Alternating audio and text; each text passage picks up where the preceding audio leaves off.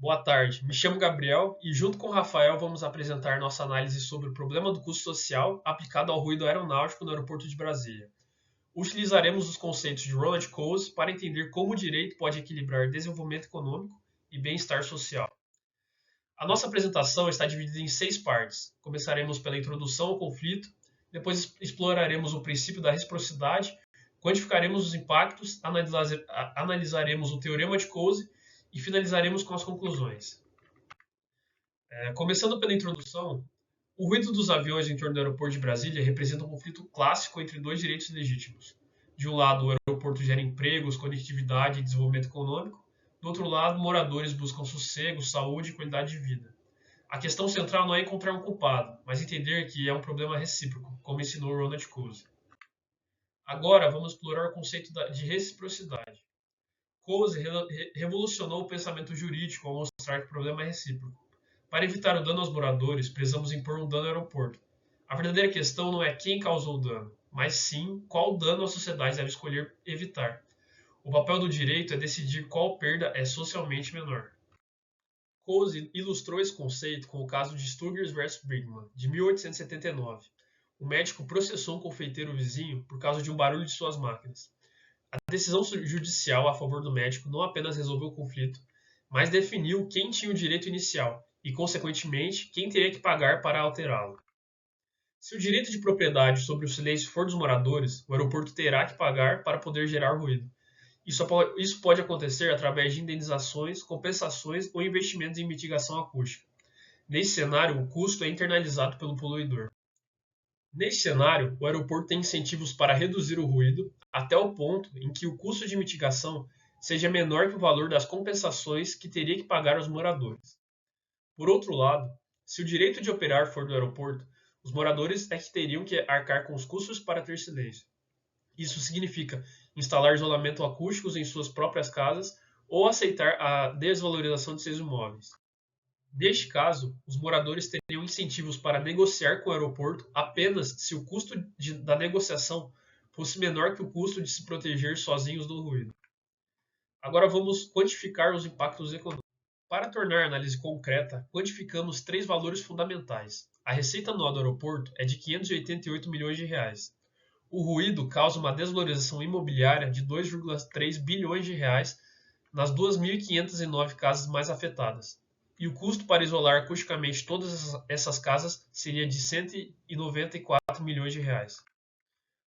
O gráfico mostra algo impressionante. O custo da solução é quase 12 vezes menor que o dano econômico causado. Cada real investido em isolamento acústico preservaria R$ 12 em valor imobiliário, um retorno social de mais de 1.100%. Além disso, o custo de mitigação representa apenas 8% da desvalorização total. Boa noite, meu nome é Rafael e agora vamos falar um pouco sobre o Teorema Positivo de Coase.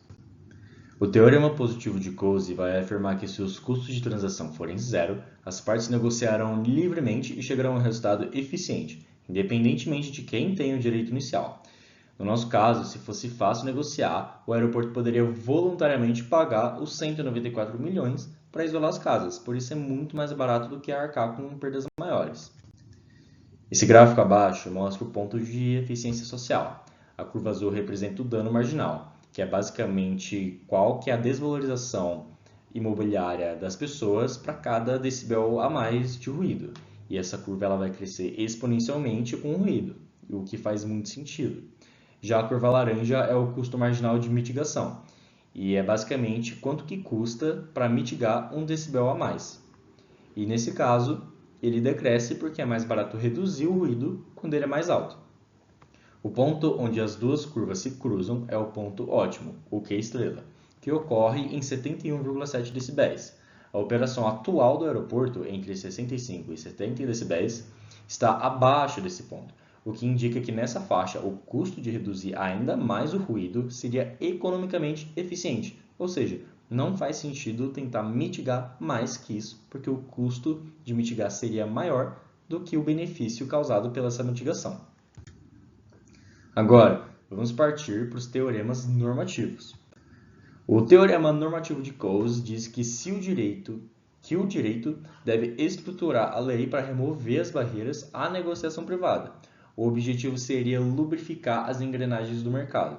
No caso de Brasília, isso significaria criar regras claras de responsabilidade, aumentar a transparência dos dados de ruído e criar câmaras de mediação entre o aeroporto e os moradores.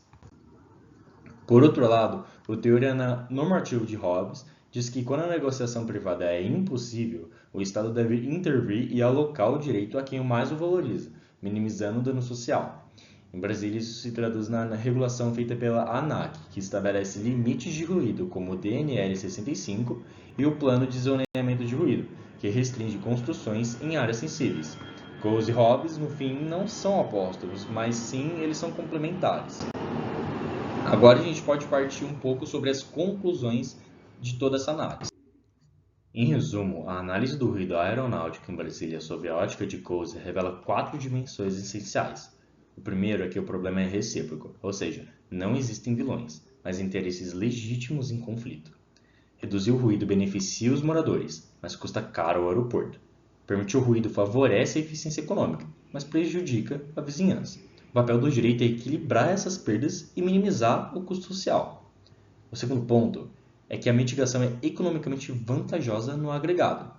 O isolamento acústico das 2.509 residências afetadas custaria apenas 8% do valor perdido em desvalorização. Isso mostra que, de modo geral, investir em mitigação torna a sociedade mais rica.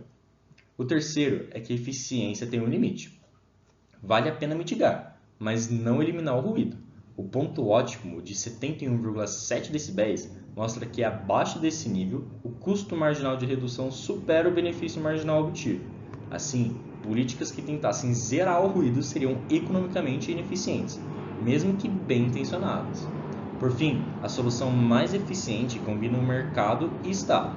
O teorema normativo de Coase orienta a reduzir barreiras para acordos privados, enquanto a teoria de Hobbes justifica a regulação quando negociar é inviável. No caso de Brasília, isso significa incentivar programas de isolamento e compensação voluntária, mas também manter regras públicas claras e zoneamento acústico rigoroso.